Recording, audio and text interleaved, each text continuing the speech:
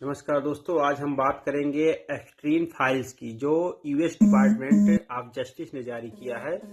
और उसमें पूरी दुनिया को हिला के रख दिया है। पूरी दुनिया के बड़े बड़े नेता, सेलिब्रिटीज और अ, कुछ ऐसे नाम भी है जो शांति फैलाने के लिए दुनिया में जाने जाते हैं। मैं किसी का नाम नहीं लूंगा, मैं केवल ये बताना चाह रहा हूँ कि ये एक मामूली सा आदमी जेफरी एप्स्टीन इतना बड़ा अपना आइलैंड कैसे बसा लेता है, और ये एक कौन है, कहाँ पैदा हुआ, मैं उसी के बारे में बताने जा रहा हूँ। मैं यहाँ किसी का नाम नहीं लूंगा, वो आप सब जानते हैं कि ये घोर कलयुग चल रहा है।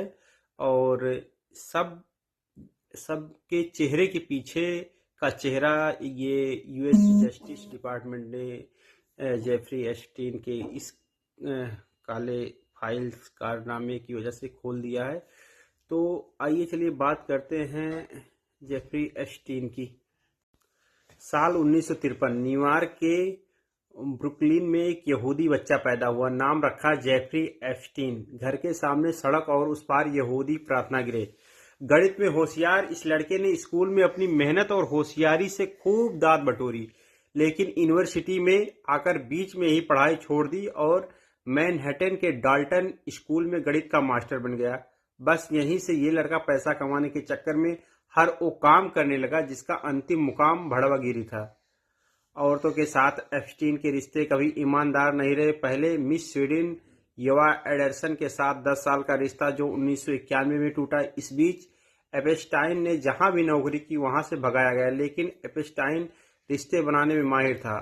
उसने अपनी गर्लफ्रेंड येवा को एक अरबपति ग्लेन डबलिन को सौंप दिया। 1991 में इसने एक बदनाम यहूदी की बेटी गिस्लेन मैक्सवेल से दोस्ती की। मैक्सवेल का बाप मोसाद का एजेंट और कुख्यात बदमाश था। उसने एप्स्टाइन के साथ मिलकर वही गलत काम शुरू किया, 13 से 14 साल की लड़कियों को रईसों के पास भेजकर पैसा कमाना। बाद में एप्स्टाइन को पता लगा कि उसकी गर्लफ्रेंड भी मोसाद की एजेंट है। इस हरामपंथी से एप्स्टीन ने खूब दौलत बनाई, एक द्वीप खरीदा, शानदार याट और बंगलों में वह अब रईसों को अपने यहाँ बुलाया पार्टियां करता था। इसी की बदौलत उसने बिजनेसमैन और कूटनीति डील्स भी कराई और अरबों की दौलत बटोरी। 1996 में एप्स्टाइन के खिलाफ पहली शिकायत आई। एप्स्टीन ने पहले रसूख से मामला दबा दिया। अब तो एप्स्टाइन के इस घिनौने काम में उसकी गर्लफ्रेंड भी मदद करने लगी थी।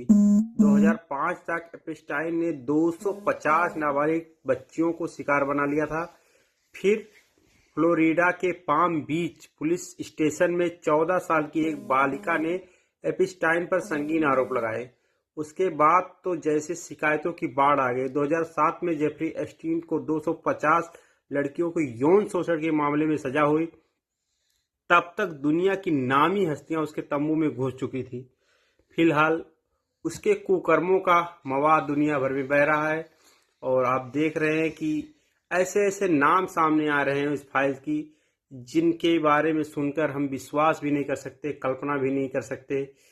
तो ये जितने भी बड़े लोग हैं, जब तक जिंदा रहे, इनकी बायोपिक या किसी भी प्रकार की इनकी बहुत अच्छाई इनकी नहीं गिनाना चाहिए, या कुछ ऐसा नहीं बताना चाहिए कि बहुत बड़े संत हो गए हैं। क्या पता आप जिस दिन ये बात बोल रहे हो उसके अगले ही दिन उनके कुछ कुकर्म खुल के सामने आ जाएं। तो बहुत ही डेंजर जोन में चल रहा है ये पूरी दुनिया। 2011 2007 हम सब कहाँ, मतलब 15-20 साल पहले ये ऐसे कुकर्म कर चुके हैं। छोटी छोटी बच्चियों के मांस खाए जा रहे हैं, मतलब घिन नहीं आती इनको। पता नहीं कैसे लोग हैं। इस फाइल की अभी 3 लाख प्रतियां बाकी हैं जो अभी पब्लिश नहीं हुई। वो पब्लिश होंगी, पता नहीं क्या क्या देखने को मिलेगा। मतलब रूह कांप जाती है।